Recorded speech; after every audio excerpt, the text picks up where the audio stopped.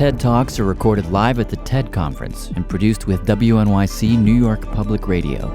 This episode features Eve Ensler, playwright of the Vagina Monologues and founder of V-Day. TED Talks are made possible through the support of BMW, where ideas are everything. Here's Eve Ensler.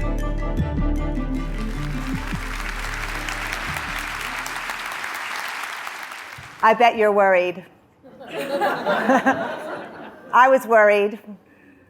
That's why I began this piece. I was worried about vaginas. I was worried what we think about vaginas, and even more worried that we don't think about them. I was worried about my own vagina.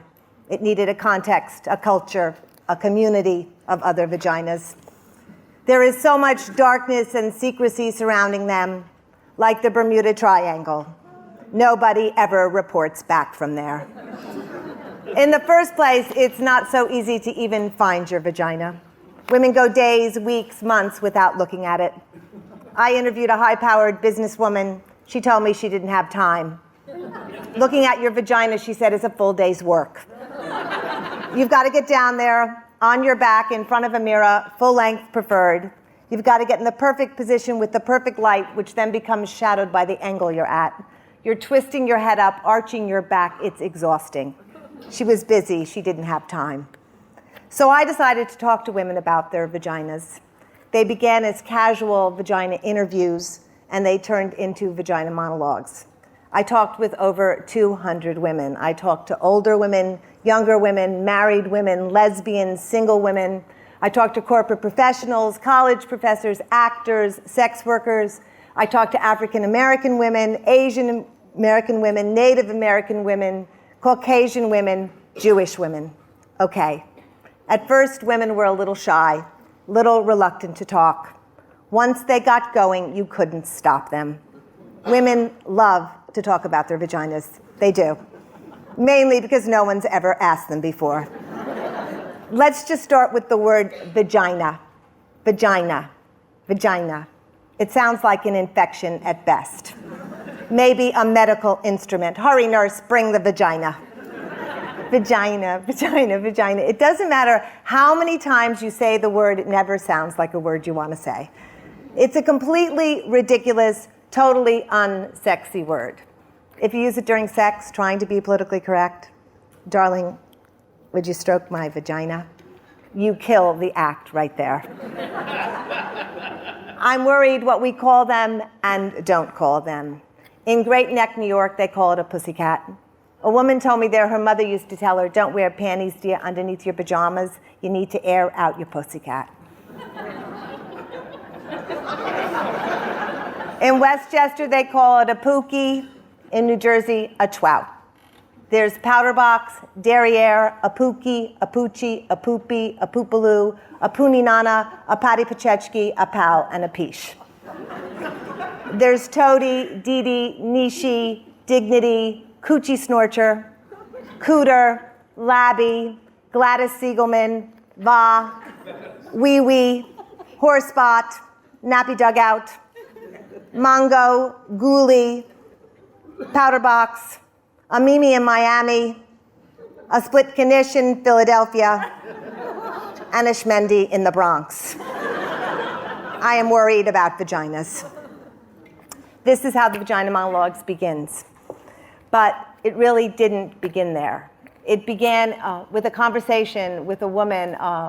We were having a conversation about menopause, and we got onto the subject of her vagina, which you'll do if you're talking about menopause. And she said things that really shocked me about her vagina, that it was dried up and finished and dead, and I was kind of shocked. And so I said to a friend casually, well, what do you think about your vagina? And that woman said something more amazing, and then the next woman said something more amazing, and before I knew it, every woman was telling me I had to talk to somebody about their vagina because they had an amazing story, and I was sucked down the vagina trail.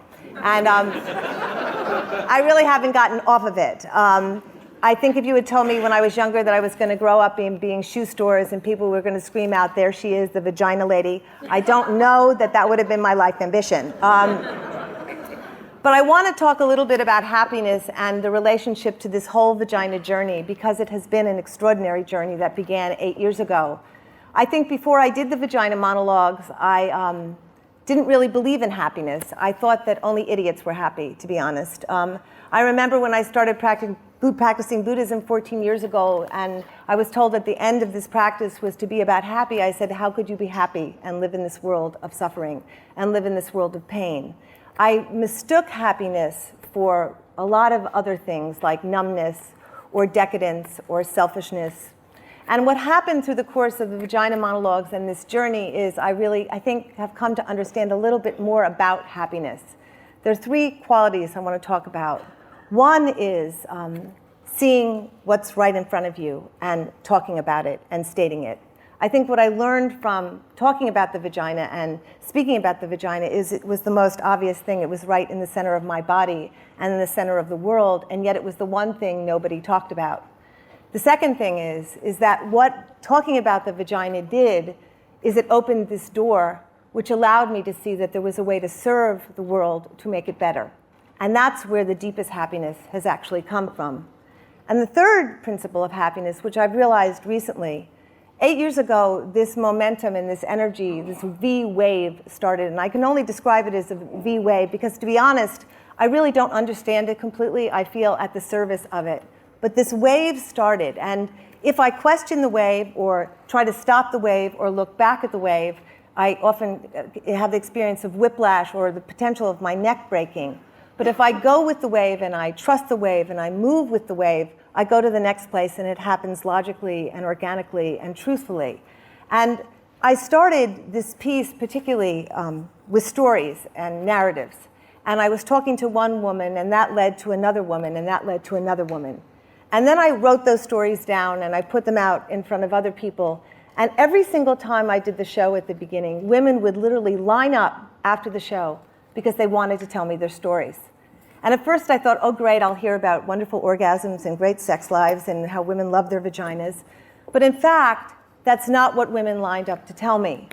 What women lined up to tell me was how they were raped and how they were battered, and how they were beaten, and how they were gang raped in parking lots, and how they were incested by their uncles.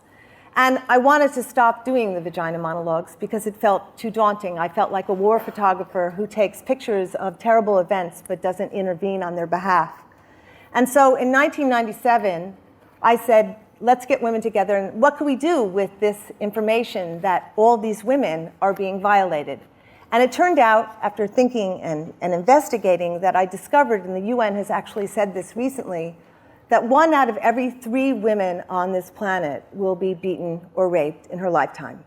That's essentially a gender. That's essentially the resource of the planet, which is women. So in 1997, we got all these incredible women together, and we said, how can we use the play, this energy, to stop violence against women? And we put on one event in New York City in the theater, and all these great actors came, from Susan Sarandon to Glenn Close to Whoopi Goldberg. And we did one performance on one evening. And that catalyzed this wave, this energy. And within 5 years, this extraordinary thing began to happen. One woman took that energy and she said, I want to bring this wave, this energy to college campuses. And so she took the play and she said, let's use the play and have performances of the play once a year where we can raise money to stop violence against women in local communities all around the world. And in 1 year, it went to 50 colleges and then it expanded. And over the course of the last 6 years, it spread and it spread and it spread and it spread around the world. What I have learned is 2 things. One, that the epidemic of violence towards women is shocking, it's global, it is so profound and it is so devastating and is so in every little pocket of every little crater of every little society that we don't even recognize it because it's become ordinary. This journey has taken me to Afghanistan, where I had the extraordinary honor and privilege to go into parts of Afghanistan under the Taliban. I was dressed in a burqa and I went in with an extraordinary group called the Revolutionary Association of the Women of Afghanistan. And I saw firsthand how women had been stripped of every single right that was possible to strip women of, from being educated, to being employed, to being actually allowed to eat ice cream. For those of you who don't know it, it was illegal to eat ice cream under the Taliban. And I actually saw and met women who had been flogged by being caught eating vanilla ice cream. And I was taken to the secret ice cream eating place in a little town where we went to a back room and women were seated and a curtain was pulled around us, and they were served vanilla ice cream, and women lifted their burqas and ate this ice cream. And I don't think I ever understood pleasure until that moment, and how women have found a way to keep their pleasure alive. It has taken me this journey to Islamabad, where I have witnessed and met women with their faces melted off. It has taken me to Juarez, Mexico, where I was a week ago, where I have literally been there in parking lots where bones of women have washed up and been dumped next to Coca-Cola bottles. It has taken me to universities all over this country where girls are date raped and drugged. I have seen terrible, terrible, terrible violence. But I have also recognized in the course of seeing that violence that being in the face of things and seeing actually what's in front of us is the antidote to depression and to a feeling that one is worthless and has no value. Because before the vagina monologues, I will say that 80% of my consciousness was closed off to what was really going on in this reality. And that closing off closed off my vitality and my life energy. What has also happened is, in the course of these travels, and it's been an extraordinary thing, is that every single place that I've gone to in the world, I have met a new species. And I really love hearing about all these species at the bottom of the sea. And I was thinking about how being with these extraordinary people on this particular panel, that it's beneath, beyond, and between, and the vagina kind of fits into all those categories. But one of the things I've seen is this species, and it is a species, and it is a new paradigm.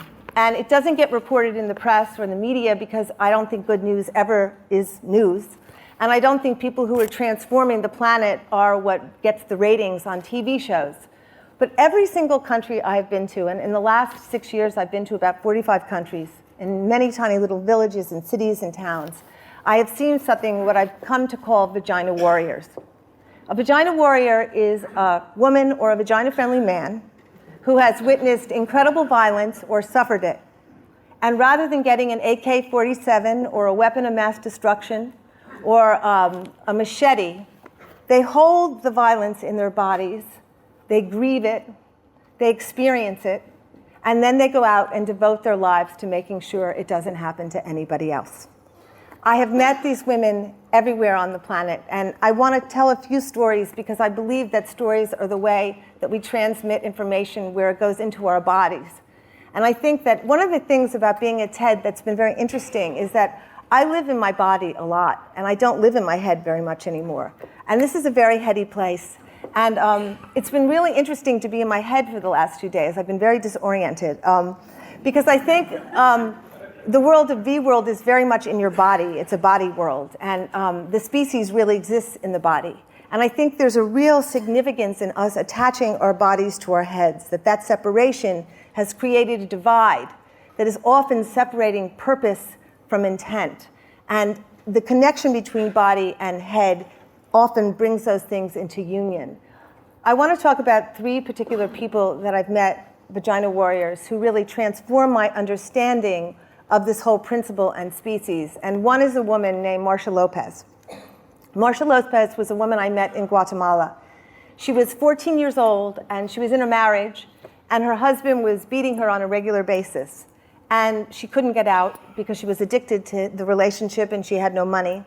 Her sister was younger than her, and she applied. We had a stop rape contest a few years ago in New York. And she applied hoping that she would become a finalist and she could bring her sister. She did become a finalist. She brought Marcia to New York. And at that time, we did this extraordinary V-Day at Madison Square Garden, where we sold out the entire testosterone-filled dome, 18,000 people standing up to say yes to vaginas, which was really a pretty incredible transformation. And she came and she witnessed this, and she decided that she would go back and leave her husband and that she would bring V-Day to Guatemala. She was 21 years old. I went to Guatemala, and she had sold out the entire theater, the National Theater of Guatemala. And I watched her walk up on stage in her red short dress and high heels, and she stood there and she said, my name is Marcia. I was beaten by my husband for 5 years. He almost murdered me. I left, and you can too. And the entire 2,000 people went absolutely crazy.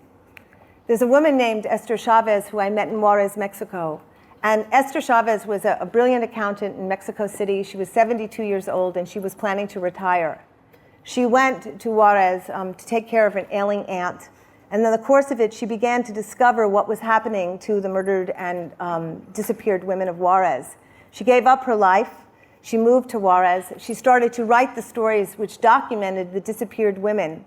300 women have disappeared in a border town because they're brown and poor. There has been no response to their disappearance, and not one person has been held accountable. She began to document it. She opened a center called Casa Amiga. And in 6 years, she has literally brought this to the consciousness of the world. We were there a week ago when there were 7,000 people in the street, and it was truly a miracle. And as we walked through the streets, the people of Juarez, who normally don't even come into the streets because the streets are so dangerous, literally stood there and wept to see that other people from the world had showed up for that particular community.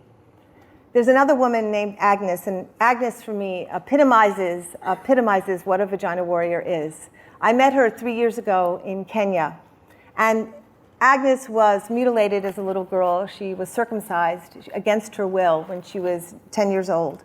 And she really made a decision that she didn't want this practice to continue anymore in her community. So when she got older, she created this incredible thing. It was like, it's a anatomical sculpture of a woman's body. It's half a woman's body. And she walked through the Rift Valley, and she had vagina and vagina replacement parts, where she would teach girls and parents and boys and girls what a healthy vagina looks like and what a mutilated vagina looks like.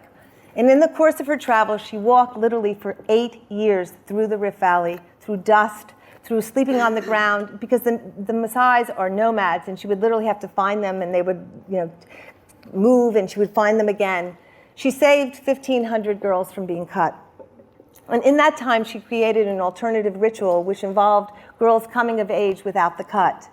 When we met her 3 years ago, she said, well, we said, what could Vide do for you? And she said, well, if you got me a Jeep, I could get around a lot faster. So we bought her a Jeep. And in the year that she had the Jeep, she saved 4,500 girls from being cut.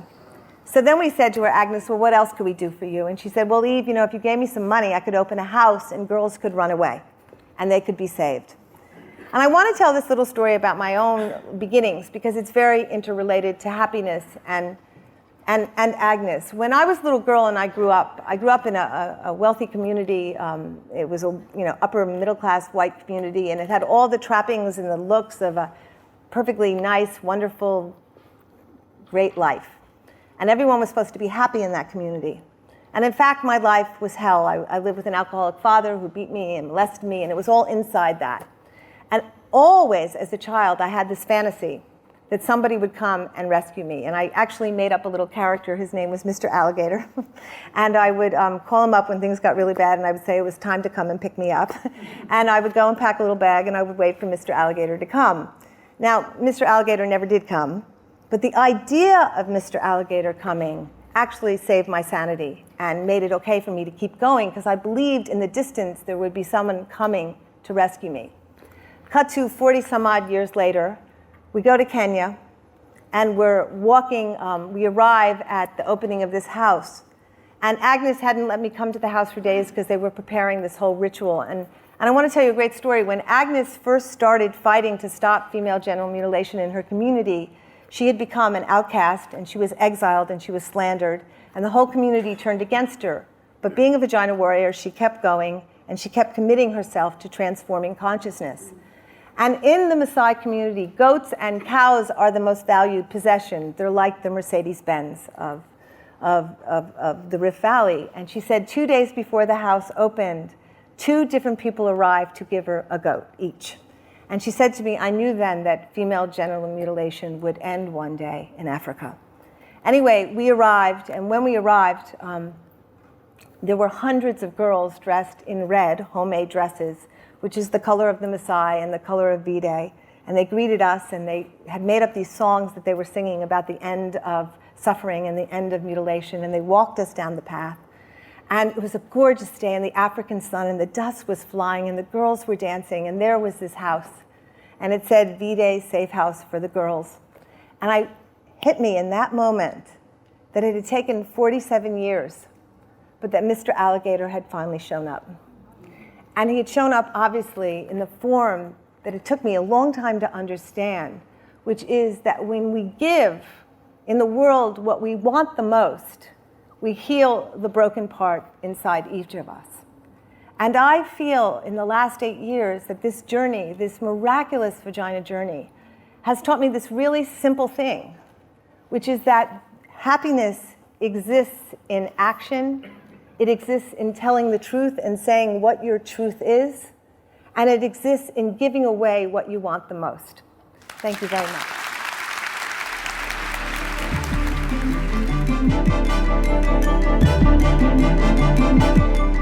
That was Eve Ensler, recorded at the TED Conference in Monterey, California.